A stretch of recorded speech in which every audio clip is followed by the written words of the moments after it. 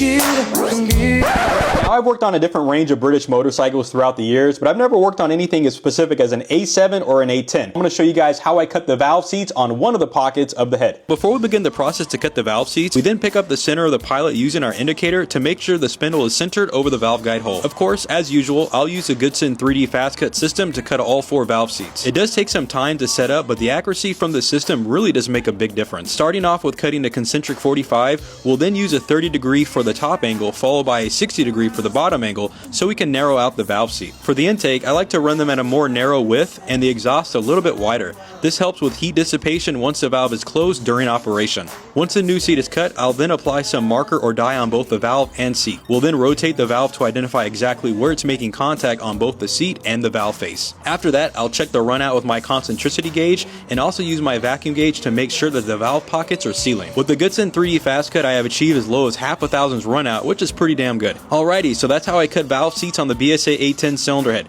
Thanks for watching, and we'll see you on the next video.